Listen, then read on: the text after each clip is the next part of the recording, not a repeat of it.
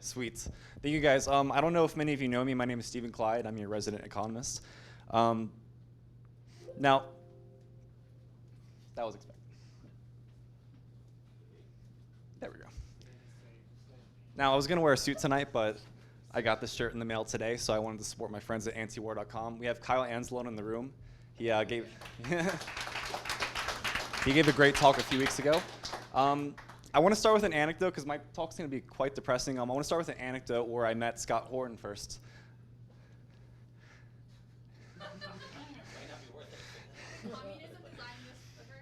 Yeah, capitalism failed again. When I first met Scott Horton, I was at the Tom Woods I was in New Orleans for the LP convention 2018, and Scott was looking for weed, and me and my friend were like, okay, we could sell him some weed, so we sold him all our weed. It wasn't nearly enough. He was upset about it. So me and Scott Horton, we went out to go get drinks and to go eat, and we ended up at the steakhouse. And we were with about like 10 or 15 other people, just a big fan club. And me and Scott go in, and nobody else would come inside with us. They were all very embarrassed to, I guess, be there. So me and Scott go inside, and we sit down, and it's about 10 minutes before close. Now the waiter comes up to us, and you could tell by the tone in their voice that they wanted us to leave. Sitting at another table from over us was Tom Woods and Bob Murphy. So that was the reason everybody else didn't want to come inside. They were too embarrassed. So the waiter's like, hey, we're about to close in like 10 minutes, just. And Scott looks down at the menu and he's like, oh, 10 minutes, huh?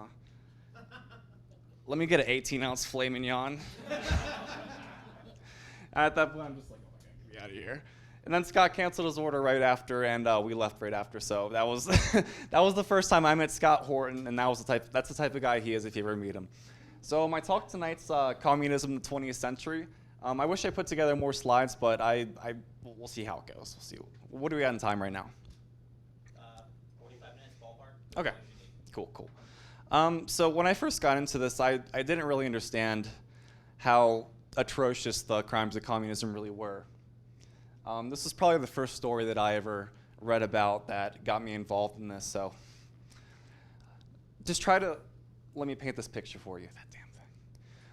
Often during the executions, and this was during the USSR period, a regimental band plays lively tunes. Just imagine that. They're playing lively tunes during an execution. When the last man had been shot, the grave is closed up, and on this particular occasion, the bandman saw the grave moving. Not being able to stand the sight of it, he fainted, whereupon the Bolsheviks seized him, saying that he was in sympathy with the prisoners. And this is a very common theme you see all throughout the USSR. In fact, there was a point in a psychology textbook in the USSR, and it basically said this would cause you to be called crazy. Is that if you denied the obvious successes of the Soviet Union, the obvious successes. So I think in order to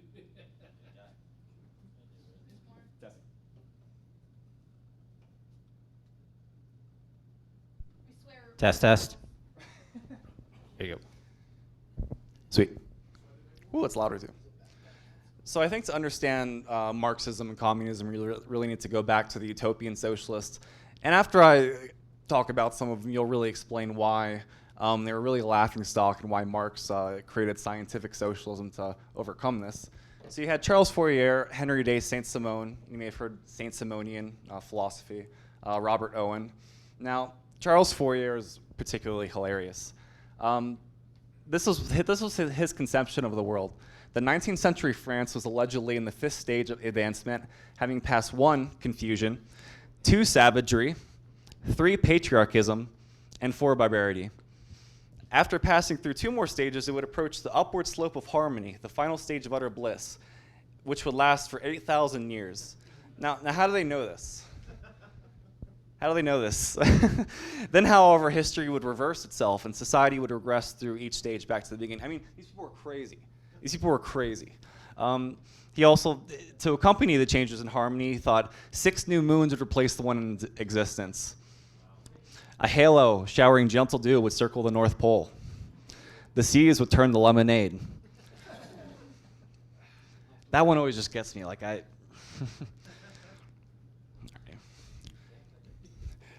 I should have practiced this at least once before, but we're libertarian. Cool. So Marx wanted to overcome this, and this is why he developed scientific socialism. And I pulled out this one.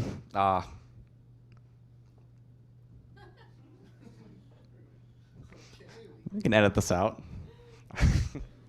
I pulled up this one page from a book. I don't know if any of you all have read the book How to Lie with Statistics. It was written by Darrell Huff in the 50s.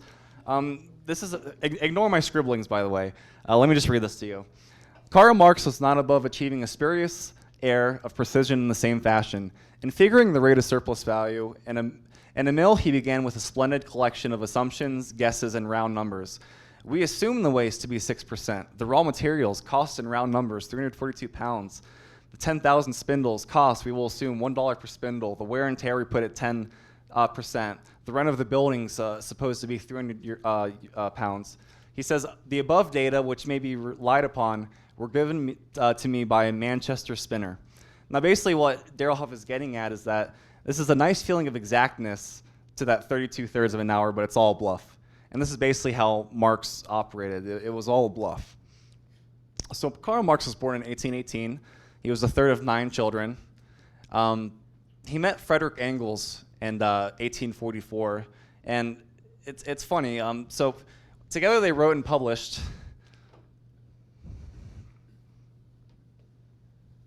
the Communist Manifesto in 1848, which many of you may have heard of. Now, a funny thing about this, they kept missing their deadlines when they published this. Essentially, whoever was publishing came to them and said, "Hey, like, you have another 6 weeks, or we're not going to publish it anymore." And Frederick Engels goes to Marx and says, "Hey, we need to get this done right away." And Marx is like, "I'm getting to be an old man now. I'm almost 30." Now, the funniest thing about Marx's life is that his whole theory is about exploitation, alienation of the worker. That workers have their surplus value exploited from them. And the funny part about it is Engels paid Marx's way almost entirely. Engels' father owned a textile factory. I think he owned a few, in fact. And Marx would basically just ask him for money, and Engels would give it to him because, yeah. So this is the funny part. So in 1848, after Marx's father died, he inherited 6,000 francs, and right away he spent 5,000 francs to purchase weapons for Belgian workmen. That was the only good thing about Marx, is that he was pro-gun, actually. Now, you can't make this stuff up. Between 1848 to 1844 to 1848.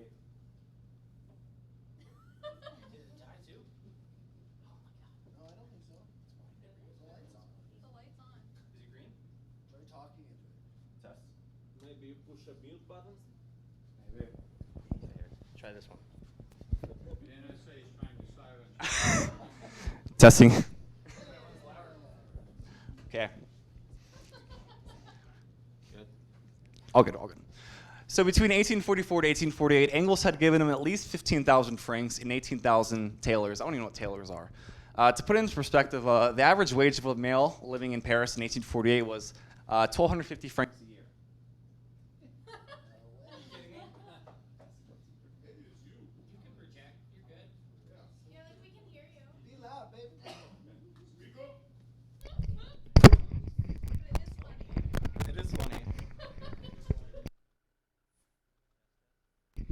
Test. There we go. We have a wired mic.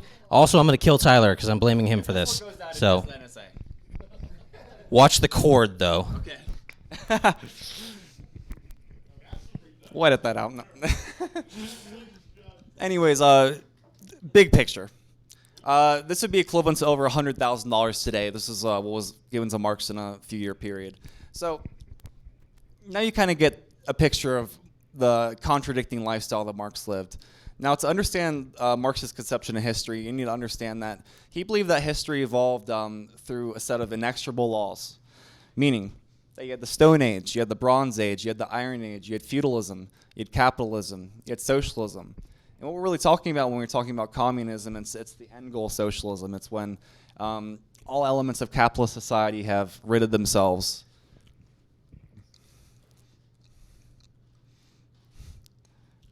Okay.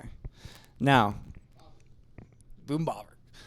So it's important to talk about the labor theory of value because at least prior to Boom Bobrick's assessment of the issue, this was central to the Marxist conception of the world, the labor theory of value. And what Boom Bobrick pointed out is that Marx suffered from methodological holism, namely that the two elements that he left out were methodological individualism and methodological subjectivism. And essentially, when you want to study the economy, you need to study it from the perspective of individuals. You need to start with individuals, and you need to work your way up. That's the only way you can do it. That's pretty much why macroeconomics is it's a lost cause. Microeconomics, even to this day, is kind of in sort of good shape, but macroeconomics is, if you ever take a macro class, it's whew. Now, no. Now, the reason Marx got away with this for a while was because he defined commodities precisely in a way where when you reduce all commodities to a common denominator, all that's left is labor. What Marx left out was the element of time. And this goes back to what Ludwig von Mises will point out a few decades later, that where there is no private property, there's nothing to buy and sell. Where there's nothing to buy and sell, there are no agreed upon terms of trade. Where there are no agreed upon terms of trade, there are no prices. And where there are no prices, there exists no mechanism whereby agents in the market can form estimates concerning the value that they place on commodities. So in essence, socialism is impossible.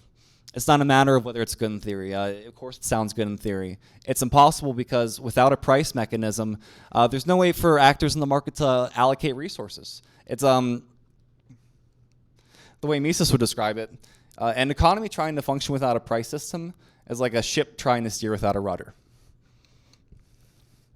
Now, when understanding communism in the 20th century, it's important to try to understand the world prior to World War I because the 20th century was a century of statism.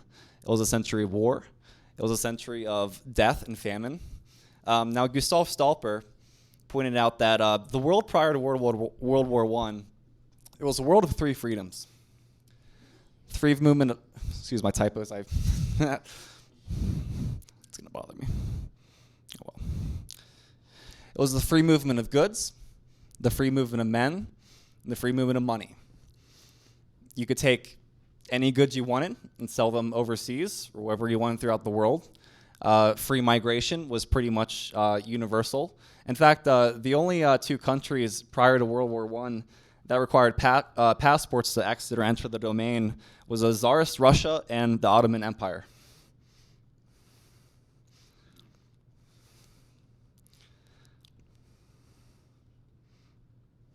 And there was the free movement of money. You could take any specie currency you had and invest it in other countries. You could take it and do anything you want with it. Now, today, no longer can you take goods and sell them without the consent of the state. No longer can you pick up and change residence and move freely as you want to without the consent of the state. No longer can you take any specie currency you have and invest it wherever abroad without the consent of the state. Now, I'd like to point out a unique gentleman. I don't know if any of you have heard of him, Eugene Jenna. He was born in 1930 in Brooklyn. He joined the Communist Party when he was 15. And he published this fascinating article in Dissent magazine in 1984. It was titled The Question. And the question was this: what did you know and when did you know it?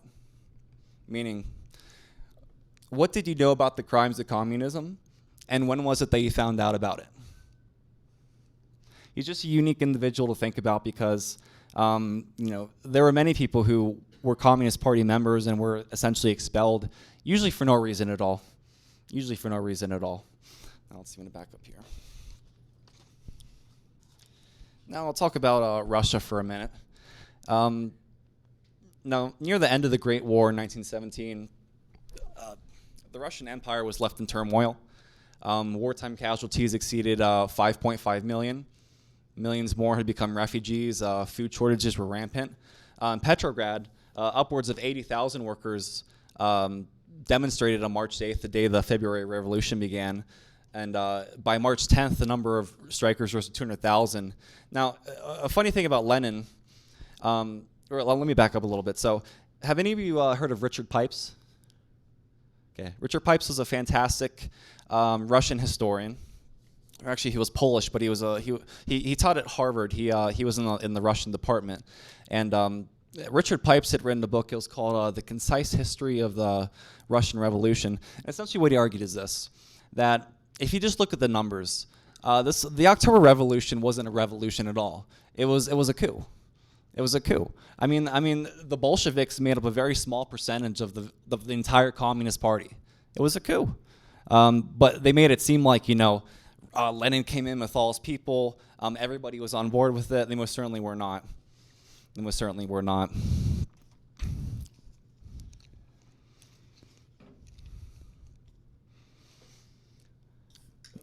Have any of you heard of the Holodomor?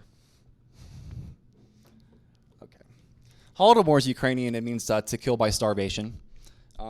This is a very horrific event in human history. So it was between 1932 and 1933. Have any of you ever seen the movie Mr. Jones? Mr. Jones is a great movie.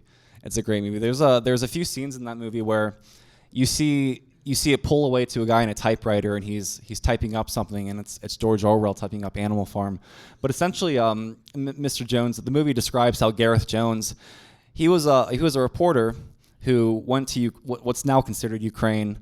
It was USSR territory at that time, and he went and saw what happened. And essentially, what happened, they basically set him up on this fake tour that they were supposed to send them on, and they were going to show him all the wonderful things that were occurring in the USSR. And essentially, he was able to escape away because he knew that something was off. He knew that something was seriously off when he met the person that was taking him through the tour. And for next time, I'll get this perfectly. Essentially, he was able to sneak away, and he was able to see what was happening, and it was just people basically being starved to death. All the grain was just being torn away from people. There was nothing left. It was upwards of at least 5 million people that starved to death. It's horrifying. People like Walter Duranty, that creep. He was one of the people who were basically sympathizing with the USSR story that everything's going great. You just got to go see it. And I forget exactly how Gareth Jones died. It slips my mind, but I think he committed suicide. Either that or he was probably executed, and very, very sad. Very sad. Now the USSR. This is I've studied this particular regime most out of any, so I'll just talk about a few things. So the Cheka was formed December 1917. It was a secret police force. It was used to aid in the harassment, kidnapping, and execution of opponents of the regime. Now, many people don't know this. By August 1918, concentration camps began to appear, and they were intended to lock up dissenters, though these labor camps weren't fully legalized until 1919. And so this wasn't long after the October Revolution. Now, the number of executions and hostages ranged from 10,000 to 15,000 by the end of 1918, so just a matter of a few months. In these labor camps, it was just an incalculable death toll, really. I mean, we talk about tens of thousands and millions. It's just an incalculable number. Now, the overall death toll of the Red Terror ranged from 500,000 to 2 million. You may have heard of the Khmer Rouge. There's a good movie you should watch. It's called First They Killed My Father. And basically it just shows what happened during this 4-year period where it was about a third of the population that got killed. It was about a third of maybe a little more than a third of the population. I think it was like 33%, something like that, but it's horrifying. Mao Zedong, over 45 million died. You probably don't like that. So I think some of my slides got deleted, but given all the technical errors, that's cool. I'm gonna crack open a beer, and if there's any questions or anything, let's do it. Thank you so much, by the way.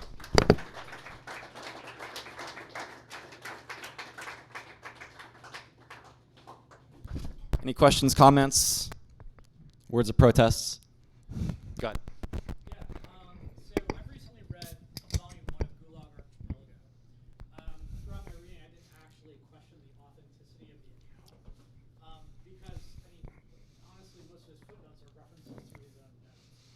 Yeah.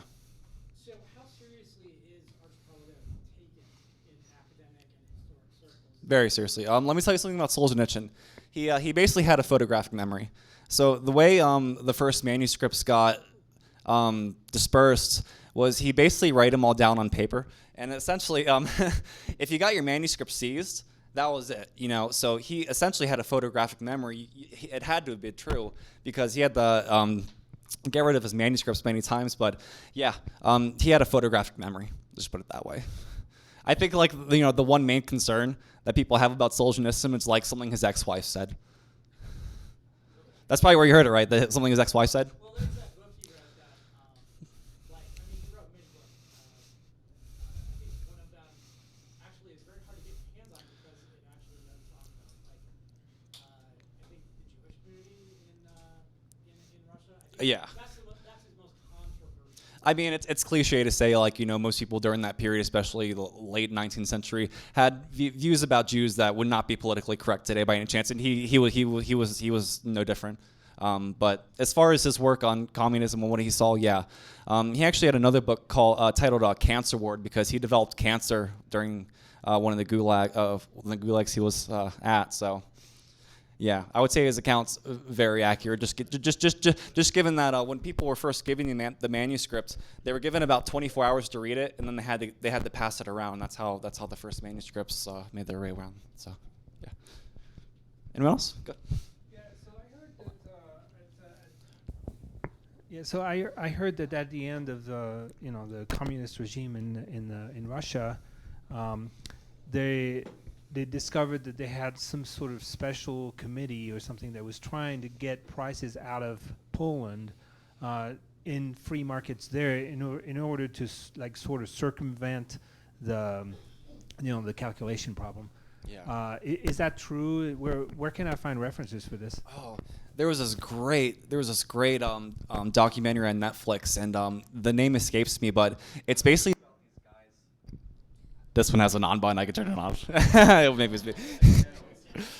There's this great documentary on Netflix, and the name escapes me, but I'll look it up in a minute just to tell you. But it's basically just talking about how when the USSR dissolved in 1991, they had all this surplus military equipment, all these helicopters, and all. So basically, these drug lords in South Miami, they're like, these people want to sell us USSR helicopters for $4,000, And they just started doing it. They would just go buy these helicopters for absurd prices because they didn't know anything. They didn't have any conception of what was going on. I can give you one other example. I had an economics professor, and he used to teach in the USSR, or he taught for a summer. And he noted that they would have the nicest bottle of champagne you could imagine, $1. The nicest can of caviar you could buy, $1. I mean, this is what it was like. It was just complete chaos. This is why people starve to death. I mean, there's no way to manage an economy like that. There's no way to allocate resources like that. So. Quick question about the sort of early utopian socialists and things like that. You mentioned that Marx was lying with statistics, and so my question is, was that based off of anything I would imagine, and I'm not super versed in it, but that there was some kind of economic thesis that went behind, mercantilism, for example. Adam Smith wrote a whole book about it. So did they use anything, or was it very much just completely made up? I mean, I know the 1800s, people made shit up all the time about everything, and to sell books, but, what... I guess I don't know how to ask this question, but Is your question that did they draw from anything, or was it all just completely? Are you made asking up out of if fiction? economic calculation in the Marxian sense has ever shown itself to be capable of working in practice? No, it's more of were there any sound numbers that Marx was basing any of this of, and then kind of just making up his end goal, or was it all just kind of emotions? I mean, yeah, maybe that's a better. Honestly, this.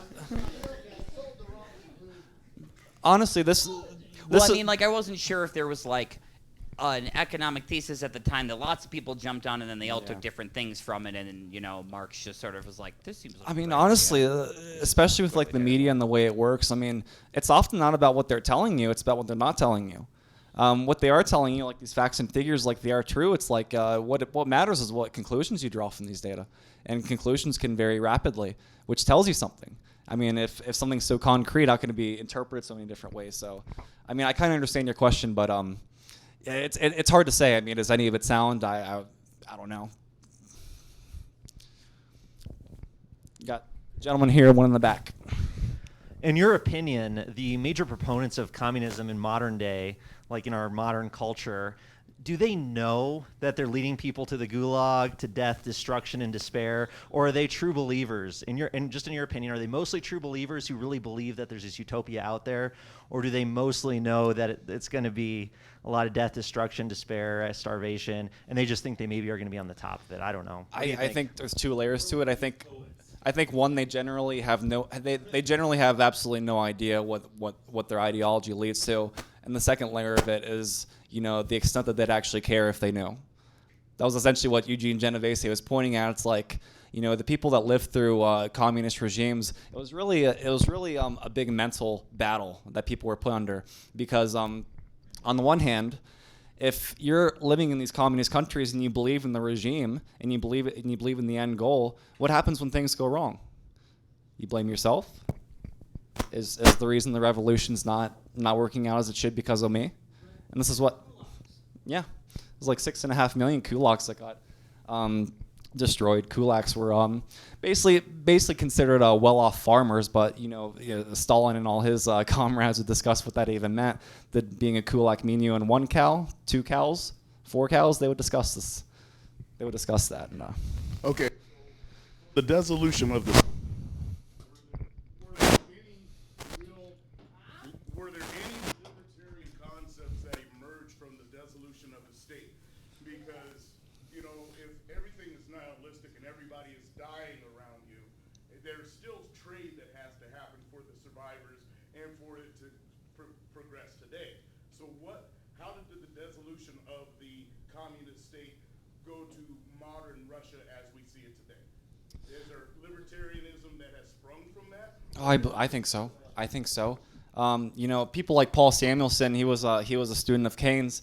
He believed all the GDP numbers that were coming out of USSR, that, you know, the USSR had half the GDP of the USSA. And by the way, no one in their right mind believed that. No one in their right mind believed that the USSR had half the GDP of the US. No one believed that. Yet Paul Samuelson, he didn't foresee the dissolution of the USSR at all. He didn't see it at all. He thought they were going to succeed. I believe so. I believe so because, you know, the USSR fell in 1991, but throughout the 70s and 80s, people like Murray Rothbard and all these great figures, they did so much to bring the movement forward. And it was around the time that, you know, the end of the 20th century, communism was nothing more than a bad taste in people's mouths, to be honest. You know, by the beginning of that century, if there was one thing that people were most certain about, it was that socialism was going to win at the end of the day. And near the end of the century, no matter what you believed, the reality was what it was. Fidel Castro I could have included a lot of slides on him. was a horrible communist. However, the CIA could not take him out no matter how hard they tried. So the question is, was Fidel Castro actually based? Oh my God. Oh, I could say so many things about Fidel Castro. Fidel Castro used to have a nickname that was given to him, I think, by his cousin, called Fast Rooster. And Fidel Castro earned this moniker, Fast Rooster, because he used to take the maid and rape her right in front of everybody. He would just do it right out in the open and just rape her, just be used with her, just do it all the time. And he got the nickname Fast Rooster. I could talk about, you know, the mansion he took over in Havana. I could talk about a lot of things. His execution of gays. The very first time that he executed somebody, he wrote a letter about it to his father and basically said, I took a man's life today, and I found out that I really like killing.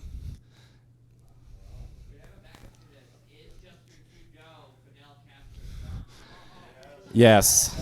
Yeah, that's a rhetorical one, man. All right. Oh, I gotta. Well, I don't know. I don't know if it's quick, but can you talk about the black market? Oh yes, yes. So the black market. The black market in the USSR was very thriving. I don't know if this is an example of agorism. Only one statistic comes to mind that actually I have it right here. I have it right here. I'm glad you asked. This wasn't pre. Yes.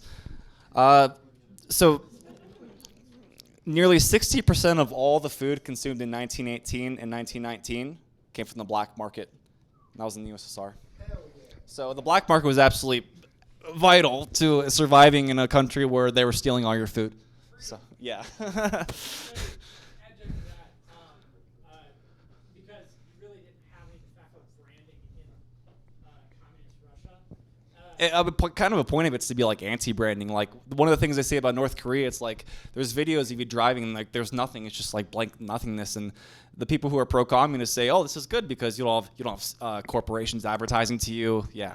But populations were able to determine the origin of the good products and the origin of the bad products by basically details of the packaging. They themselves invented their own branding. They would say, "You want to look for these details to get the good product." That's a brilliant point. I've never thought about that, but that makes perfect sense if true. I'm sure it is true. So. I have the mic now. What is the climate like in undergraduate education around communism? Like, what I would love to hear about some of like the dialogue that's happening. Wow. I can only talk about it from the perspective of someone who went to the University of Colorado, Denver. It was a very, very lonely few years for me, my undergraduate degree. And I would argue with every professor, and I know most of the students probably thought I was crazy, but I would kind of make them look foolish a lot. And I try not to come across as arrogant, but there were times when I left him without nothing to say, and he would just kind of move on to the next topic. What is it like being in college? It's just, my suggestion is what most smart PhD professors would tell you is to just get through it. The best parts of your life are going to come after college, not in it. You're not gonna change the world in college. Yeah. So, there's a question of whether people should even go to college, but I don't want to get into that. Again, okay. Continuing on her topic, how is it that socialism sells in the marketplace and in the United States now? I mean, that's a great question. When I think about socialism, it's when I sum it up, it's they think about the world in a way where freedom is the freedom from making sacrifices. That's what freedom is. To be able to live your life, frolic through the meadows, do whatever you want, and not have to be binded by any capitalist, ensuring that you survive and stuff like that. Consequences. Right. Yeah. And how can people survive with that sort of bullshit? Because we live in a first world country. We have so many luxuries at our midst that we're not even aware of. That we really have the freedom to live luxuriously and to complain in the first place. We have the luxury to complain. That's been the mark of my generation. So I think that's part of it. In rebuttal to that, I would suggest people read the book How I Found Freedom in an Unfree World by Harry Brown. That's a fantastic book. Because you can be free as long as you measure the consequences and decide whether they're worth it or not. Definitely. That's a fantastic book. Harry Brown, what to say about that guy? I think one of the most important things people need to realize is that, you're probably not going to change the world yourself. You talk to people and one mind at a time. That's how we win. How old are you? 29. All right. Thank you. Thank you. Nice try, FBI.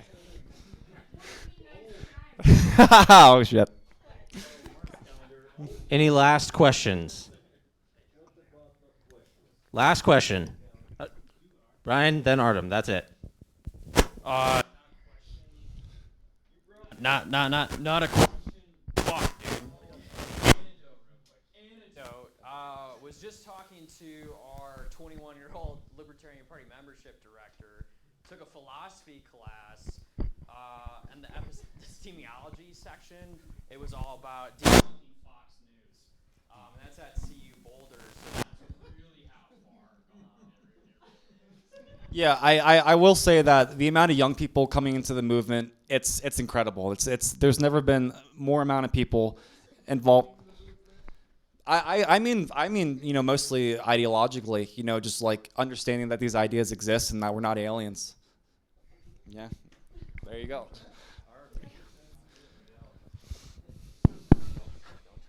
Okay.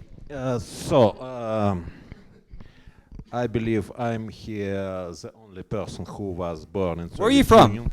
Soviet Union. Okay. So We have a protester now. I'm just kidding. Do you know Yuri Maltsev? say it again, please. Yuri Maltsev? No. He was an economic advisor to Gorbachev. He was from the USSR. I'm sorry. Maybe I know him, but pronunciation of your name, of his name. Say the name again. Yuri Maltsev. Yuri Maltsev. Maltsev. Yuri Maltsev, maybe. He's a fantastic scholar. Should look him I'm up. sorry. I don't know about him. So. No worries. When Soviet Union collapsed, I was 18.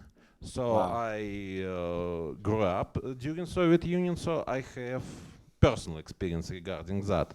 Yeah. So I would say your presentation was very short, and because of this, Yeah. because you didn't have enough time to explain everything. So I understand it. I would like to share my own, how to say, thoughts. Please do. About a year ago, I wrote a short article.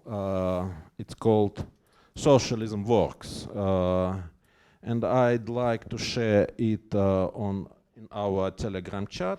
Maybe it will explain how socialism sells in United States. Regarding your question. So, what else? I even don't know. So it was not question. It was just. I mean, I'd like to know. Like, the way I described it, you know, it's just this constant.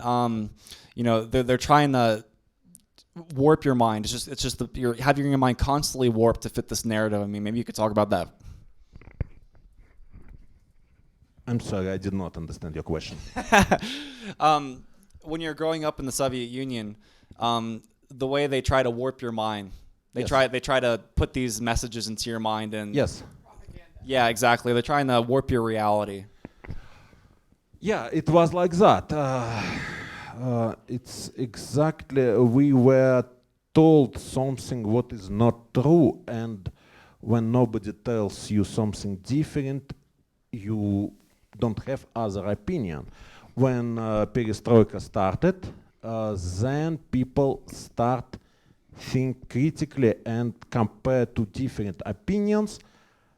And at that time, Soviet Union was, how to say,